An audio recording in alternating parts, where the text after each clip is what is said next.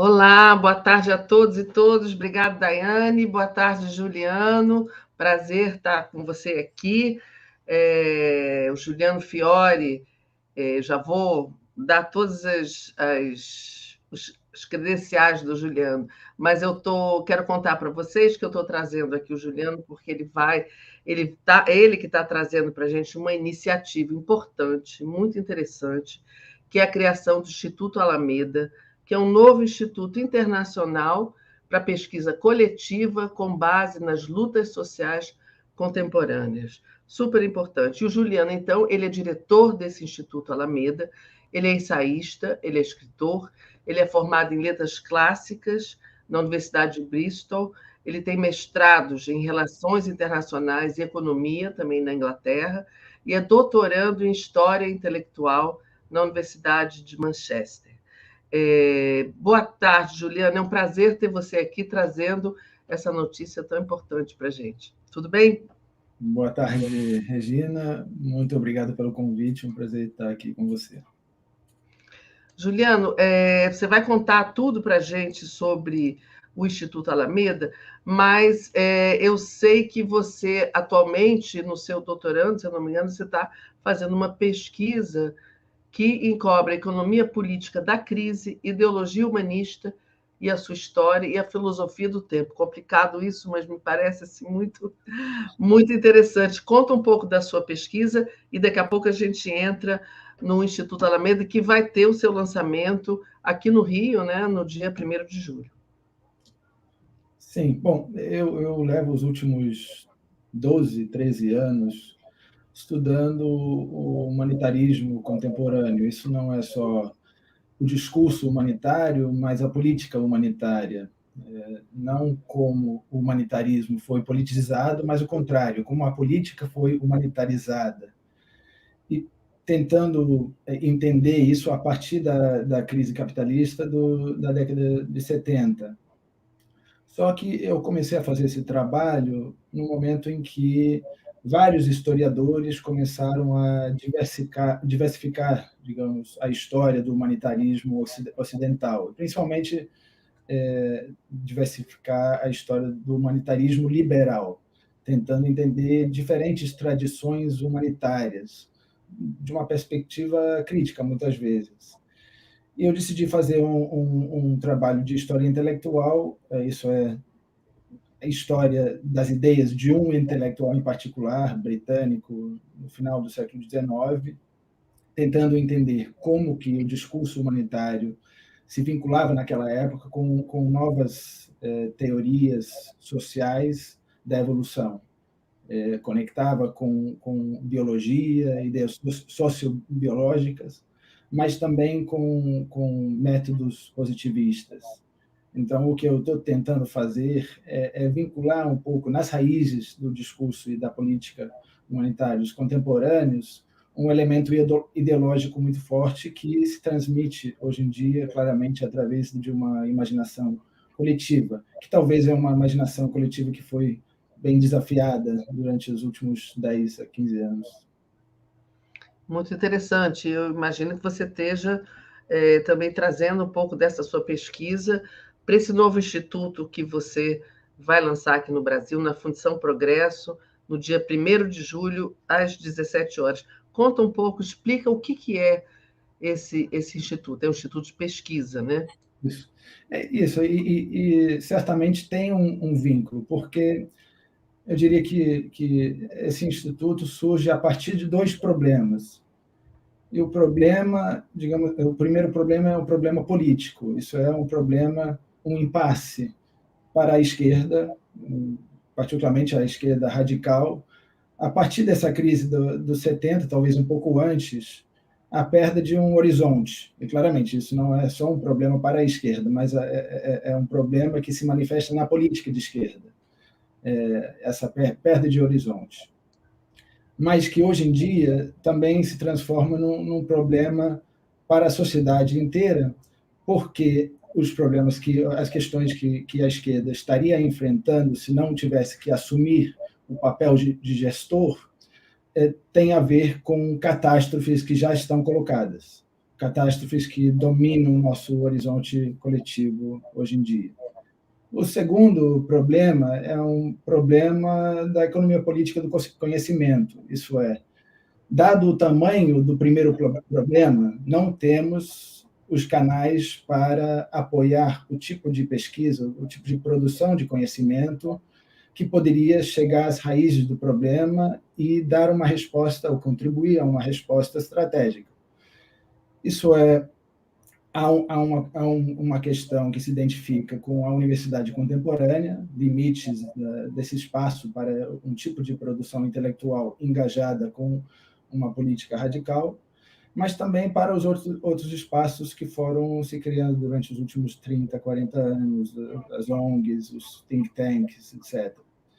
Então, a ideia é tentar criar um espaço que é fiel ao rigor científico da academia, da universidade, não descarta o valor de policy, da política institucional, mas tenta fazer uma construção junto com as organizações sociais e políticas. E o Instituto está ligado a outros institutos? É uma iniciativa sua e de um grupo? Como é que ele chegou? Como é que ele acabou acontecendo, né? Porque é uma ideia sua, você tinha me dito, já mais antiga, e você vem trabalhando nisso. Como é que você conseguiu realizar isso e aonde que essas pesquisas vão ser feitas? Quem são as pessoas que vão trabalhar nisso? Bom, é uma ideia antiga minha.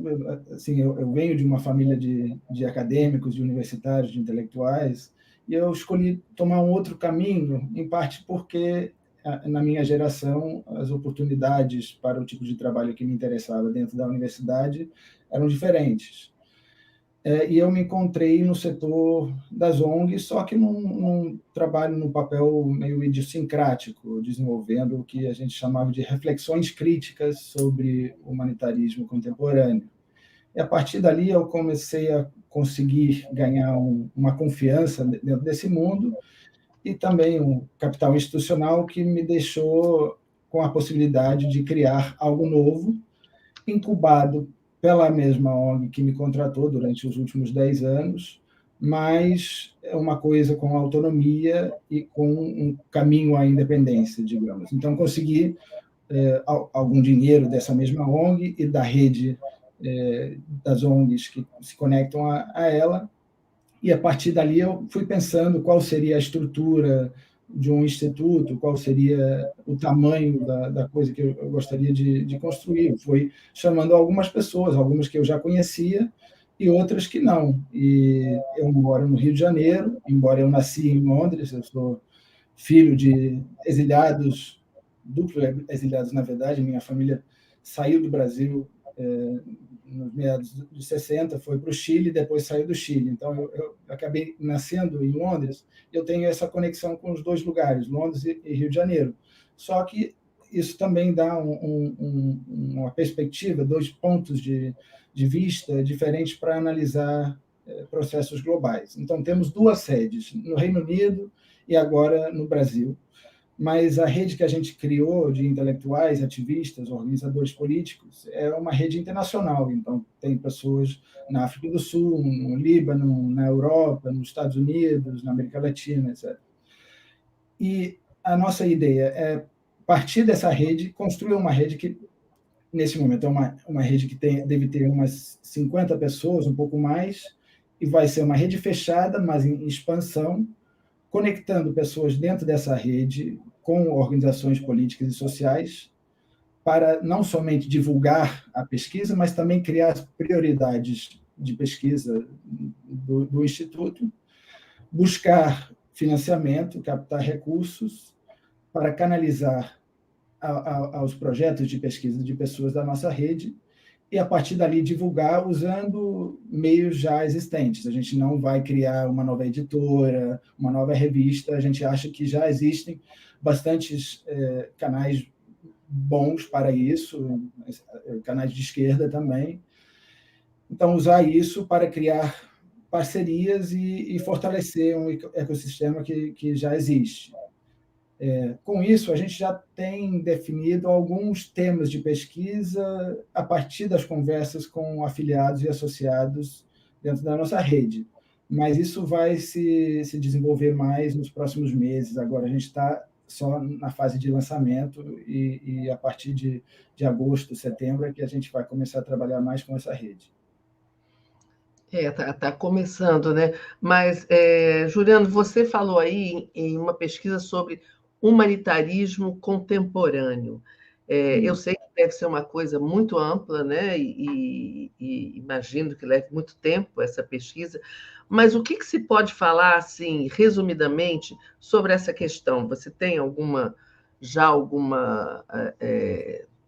sei lá, resultado de pesquisa, o andamento de pesquisa, você possa falar um pouquinho sobre isso?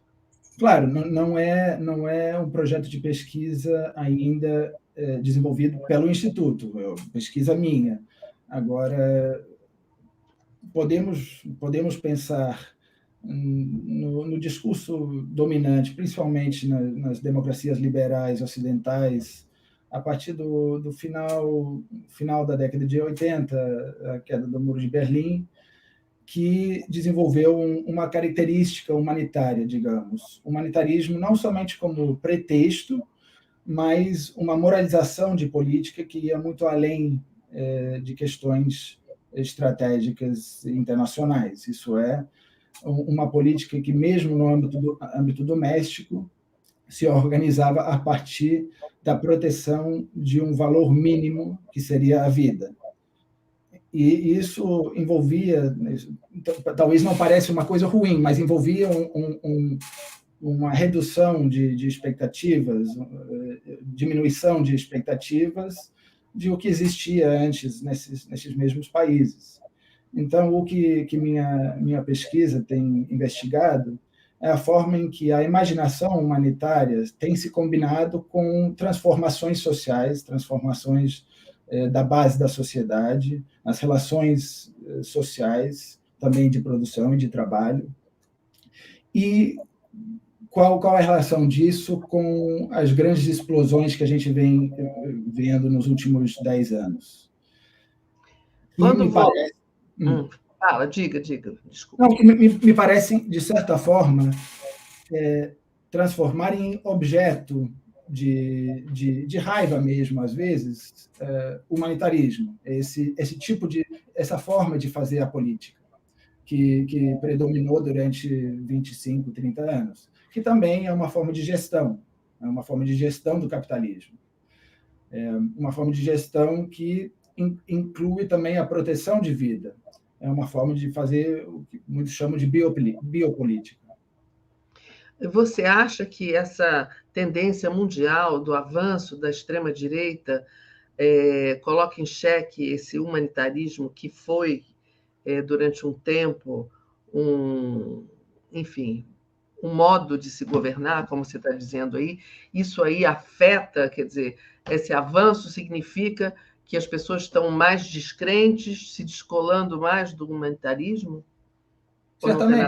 Certamente. E organizei um livro que saiu em 2021 sobre a relação entre humanitarismo e a chamada ordem liberal, exatamente para tentar entender um pouco melhor por que tinha tantas pessoas falando do fim do liberalismo, fim da ordem liberal, fim do humanitarismo liberal, quando, de repente, surgiram esses movimentos, digo, de repente, entre aspas, né? Esses movimentos de uma nova direita que tinha como alvo essa política humanista, não só humanitária, que inclui direitos humanos, a proteção de vida, principalmente a proteção de vida de outros que vivem para além das fronteiras de um determinado país. Mas claramente, isso traz desafios grandes para progressistas, gente que também presta pela vida, né? que presta pela vida. Mas também traz oportunidades para repensar a relação entre a política humanista e mesmo uma política universalista com a política radical. Isso depois de um tempo em que o humanitarismo foi definido por uma forma institucional muito corporativa e também muito vinculada a políticas liberais e neoliberais.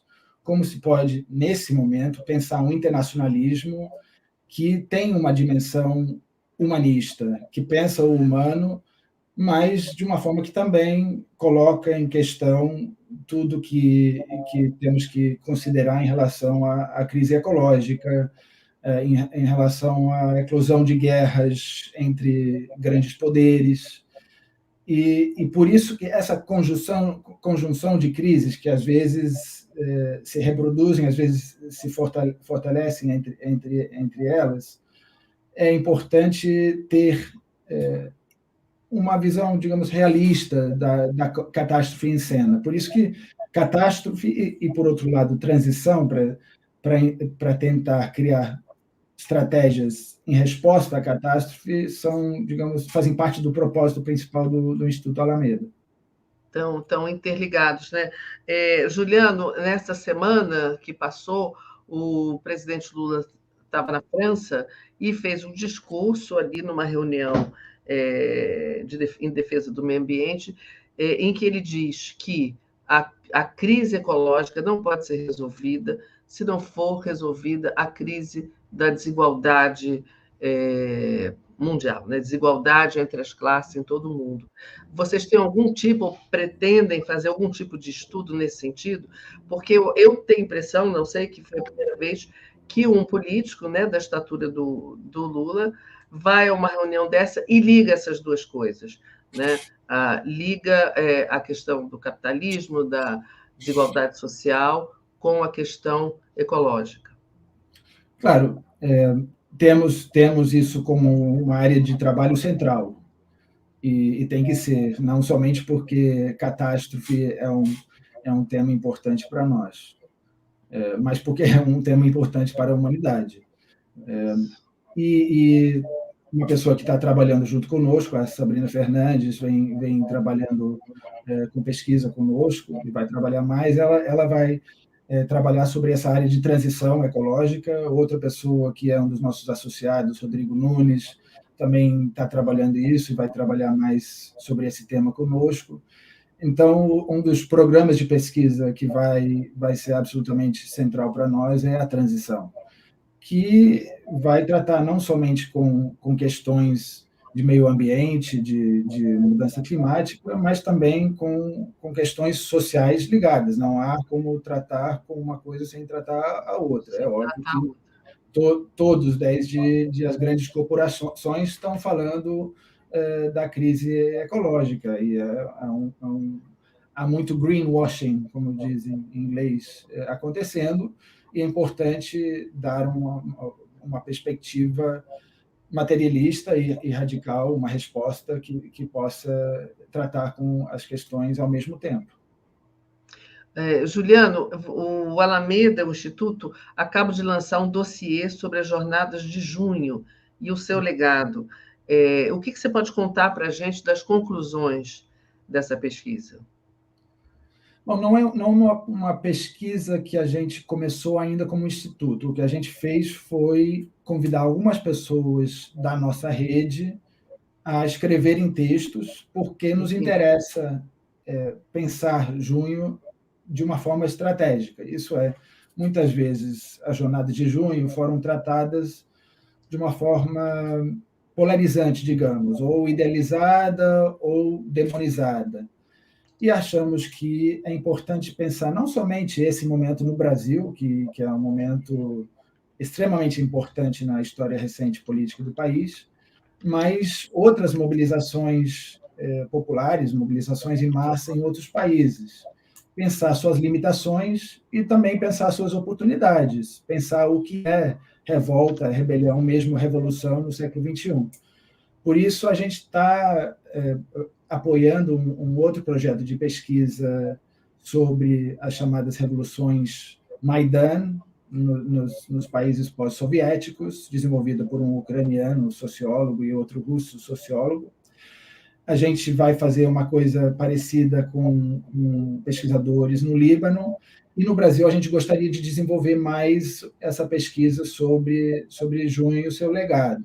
Mas, nesse momento, e a gente escolheu esse tema para o lançamento, não somente porque é agora o aniversário, uma década depois, mas porque achamos extremamente importante que tratemos com isso como uma questão contemporânea, trazer uma pergunta contemporânea para ser tratada de uma forma estratégica. E isso quando, de novo, temos um governo de esquerda, como tivemos em 2013. Ótimo. Então, são artigos a respeito dessa questão, né? Eu até passei para a Daiane, se ela puder botar aqui, para a gente mostrar aqui para os internautas. Ela vai colocar aqui para a gente esse link para que as pessoas possam acessar esses artigos. Juliano, como é que vai ser esse lançamento? O que vocês estão preparando para esse lançamento agora, no dia 1º, na Fundação Progresso, aqui no Rio de Janeiro? Olha, está aqui o link, olha, a Daiane já botou aí para a gente. Então, quem quiser acessar para ver esses artigos sobre dessas várias pessoas, imagino que sejam posições, cada uma diferente da outra, mas interessante, e é um dossiê, na verdade, sobre as jornadas de junho, né? Isso mesmo. Mas como é que... Temos o Gabriel Tupinambá, que é o nosso chefe de estratégia social, que escreveu a introdução. Depois temos 4 artigos, um do Paulo Arantes, um da Carla Rodrigues, outro da Ludmila Abílio e outro de 3 militantes na Neblina, que fazem parte de um grupo maior que escreveu um livro interessantíssimo recentemente, intitulado Incêndio. E no lançamento, no evento, no sábado, vamos ter, primeiramente, eu vou fazer uma apresentação do propósito do Alameda, o que a gente está tentando trazer, o que a gente pretende desenvolver em termos de trabalho, e depois a gente vai ter algumas intervenções em cima de clipes ou vinhetas que farão parte de um arquivo nacional de conteúdo de junho de 2013, que a gente está construindo, e vamos ter 4 pessoas fazendo respostas a essas vinhetas. Então, vai ser o Erasto Felício, a Vanessa Oliveira, a Carla Rodrigues e o Rodrigo Nunes. E depois o Gabriel e a Sabrina, que fazem parte do secretariado, também vão falar alguma coisa. E é aberto para qualquer pessoa? Isso, é aberto. É fazer uma inscrição? Se inscrever, isso, basta se inscrever.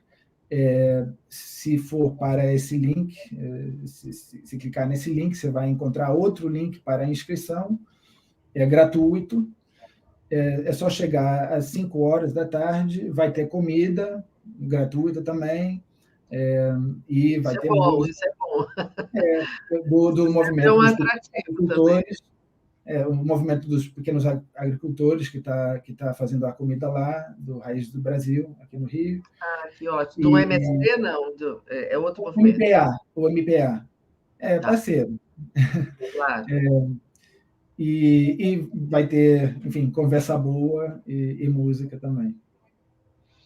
E a gente tinha conversado antes sobre essa questão da pesquisa nas universidades e a dificuldade, né, que existe hoje em dia. Como é que vocês vão ter algum tipo de ligação com as universidades brasileiras e talvez inglesas, não sei. Como é que é essa relação? Sim, claramente a gente não está tentando, de alguma forma, minar as universidades. A gente acha extremamente importante a defesa da universidade pública. Já escrevi sobre isso, inclusive, trabalhei sobre esse tema importantíssimo, mas criar um outro espaço que poderia ser complementar. E uma boa parte dos membros da nossa rede são universitários, acadêmicos, digamos, intelectuais da universidade, professores, e alguns não, mas a gente também pretende desenvolver parcerias institucionais com algumas instituições universitárias, algumas universidades, tanto aqui quanto no Reino Unido e em outros lugares também. A questão é tentar entender onde que a gente pode, junto com universidades, levar a pesquisa numa direção que é mais estratégica, digamos, para os problemas que a gente tem como centrais. E um dos objetivos dessa pesquisa do Instituto, que vai começar a funcionar agora, né, a partir desse lançamento, seria trazer soluções, é, arquitetar algumas políticas públicas. Qual seria assim, a missão principal, na sua opinião, do Instituto? Não é fazer pesquisa só para fazer pesquisa, obviamente. É fazer uma pesquisa engajada com organizações. Então, para informar ou para também apoiar os movimentos nas suas lutas, vários diferentes movimentos em luta em frentes diferentes, mas também desenvolver políticas públicas. Isso não é só pensar as questões de luta, mas também pensar as questões da institucionalidade. Só que há uma tendência que teremos de enfrentar, de buscar um outro caminho das demandas tecnocráticas da institucionalidade dirigirem a pesquisa de uma forma que limita ela. E esse vai ser um dos principais desafios nossos, que entendemos plenamente que não é uma coisa fácil, mas tentar sempre manter uma distância saudável da institucionalidade para podermos tanto contribuir com sugestões ou prescrições, digamos, para as políticas públicas, tanto quanto apoiar os movimentos e as pessoas que estão nas frentes de várias lutas. Tá ótimo. Então, Juliana, só repetindo aqui, o lançamento do Instituto Alameda vai ser na Fundição Progresso, no dia 1º. Dia 1º é um sábado? Sábado, isso aí. Dia 1º é sábado. Às 17 horas. É um evento gratuito para quem quiser conhecer o Instituto e entender melhor as pesquisas que vão ser feitas, pesquisas importantes, né, inclusive para a criação de políticas públicas, eu acho. Enfim, quem quiser vir, é gratuito e são pesquisas, estava vendo aqui agora, pesquisa coletiva com base nas lutas sociais contemporâneas, que isso é muito interessante também. Então, quem estiver no Rio de Janeiro tem a oportunidade de ir nesse lançamento, nesse dia, e Juliano vai estar lá explicando tudo, e com os seus parceiros, provavelmente, do Instituto Alameda. Juliano, olha, parabéns pela criação do Instituto. Muito obrigado por ter vindo aqui explicar para a gente. Esse tipo de pesquisa é importante que ela exista de forma ampla, né? Não só o seu instituto, mas muitos outros, para pensar o futuro, pensar as lutas sociais e tudo mais. Então, muito obrigada por ter vindo aqui e esclarecer isso para a gente. Não se esqueçam, dia 1º, na Fundição Progresso. Um beijo e qualquer hora você volta aqui para contar os resultados. Tá bom? Obrigadíssimo, Regina. Um beijo para você também. Tchau, tchau. Tá bem, devolvo aqui para a Daiane. Um beijo para você também, Daiane, e para todo mundo que está assistindo a gente. Tchau, tchau.